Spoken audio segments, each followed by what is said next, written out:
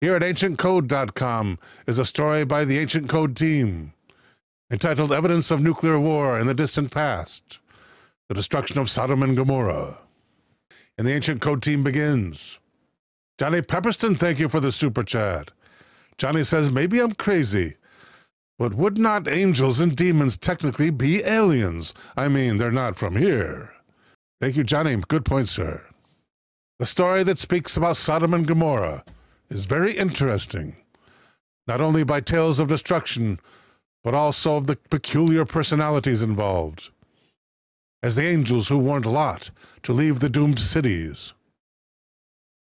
Lot was actually warned that these cities would suffer a catastrophic fate, something that ancient astronaut theories have interpreted as a warning, before the cities were bombarded by extraterrestrial beings with high-tech weapons. McLeod, thank you for the super chat with a big red thumbs up. Thanks, buddy. Appreciate it. Sodom and Gomorrah are probably two of the most infamous cities that have existed on planet Earth. These cities have been lost for millennium, and only in recent years have these sites been tentatively identified by researchers who propose dozens of different theories about the historical sites.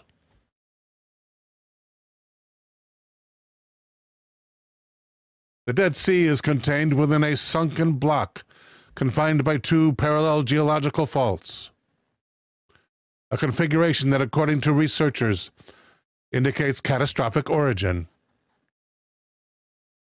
This strange depression was not built by water, and the Dead Sea isn't actually a sea, but rather a lake that has no exit. According to mainstream science, during the Miocene period, that is from 7 million to 26 million years ago, the natural processes caused fractures, which consequently formed the depression of the Dead Sea. The destruction of Sodom and Gomorrah is not believed to have been an isolated event.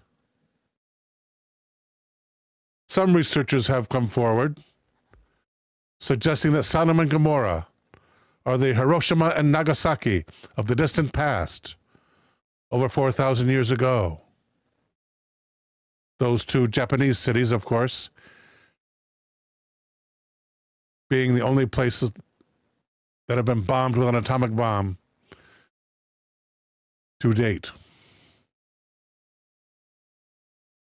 Here's what the Bible says, Genesis 18 and 19.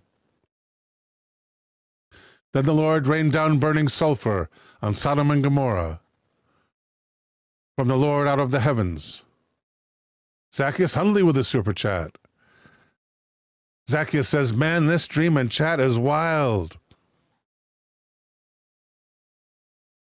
Thank you, Zacchaeus, King of Disorder.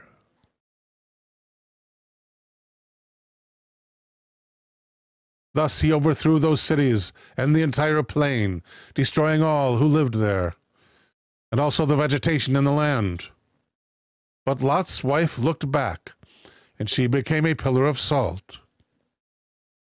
Early the next morning, Abraham got up and returned to the place where he had stood before the Lord.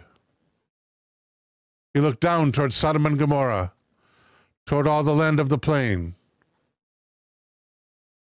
And he saw dense smoke rising from the land, like smoke from a furnace. We know that the Dead Sea's surface and shores are 429 meters, or almost half a kilometer below sea level.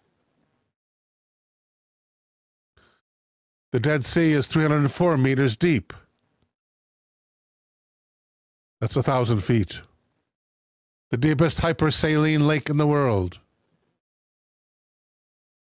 With over 1/3 salinity, it is also one of the world's saltiest bodies of water, though Lake Vanda in Antarctica and Lake Assal in Djibouti, Jordan, and many smaller rivers flow into the Dead Sea.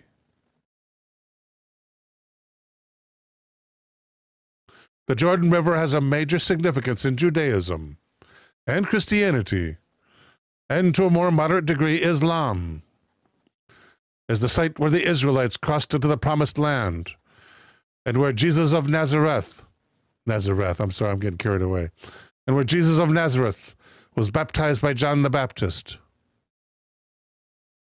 Evaporation under the scorching sun takes place on surface of the Dead Sea at a speed of more than 230 million cubic feet per day. According to the Arab tradition, there are many poisonous gases evaporating from the lake that are so hazardous that birds cannot fly over it.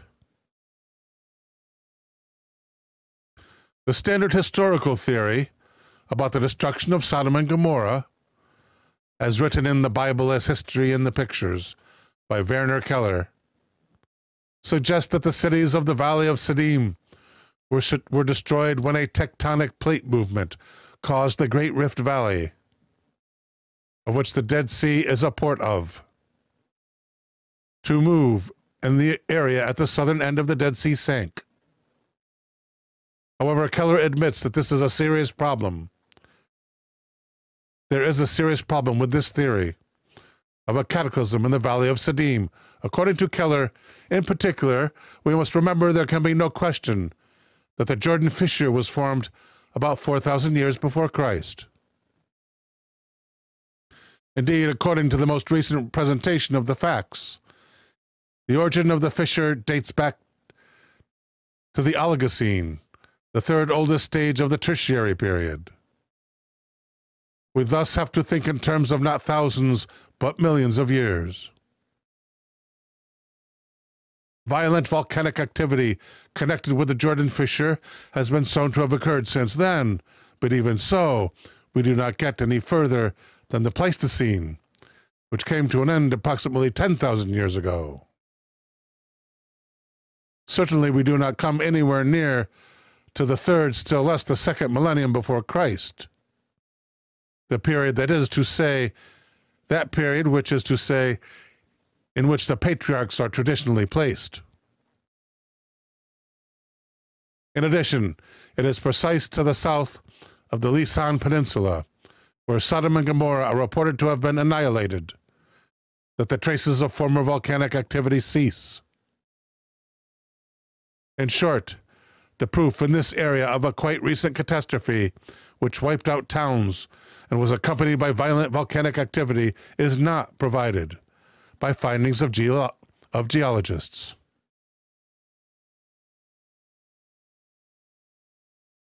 In late 1999, a new theory was proposed by Michael Sanders and an international team of researchers who, after several tense weeks of diving in a mini-submarine, discovered what appeared to be salt embedded in the remains of ancient settlements on the seabed. Interestingly, Sanders had discovered a peculiar map dating back to 1650, which helped reinforce his belief that these two cities could have been located in the northern basin and not the southern end of the Dead Sea. He received the help of Richard Slater, an American geologist, an expert on deep-sea diving, who took him to the depths of the Dead Sea in the Delta mini-submarine, which has a capacity of 2 men. The location of Sodom and Gomorrah in the deep end of the northern Dead Sea, according to Sanders, is even more contradictory to history, postulated by Keller. Now, what if these cities were not destroyed by geological cataclysm, but rather by an apocalypse caused by the intervention of divine beings, or, as some suggest, extraterrestrials? Were Sodom and Gomorrah attacked with atomic weapons, just as Hiroshima and Nagasaki? Researcher L.M. Lewis, in his book Footprints on the Sands of Time, claims when Hiroshima was being rebuilt, stretches of sandy soil were found to have been atomically changed into a substance resembling a glazed silicon, permeated by a saline crystalloid. Little blocks of this were cut out from the mass and sold to tourists as souvenirs of the town. end of the atomic event. Had an even larger explosion pulverized every stone of every building, and had the complete city disappeared into thin air, there would still have been telltale indications of what had occurred on the outskirts of the area of devastation.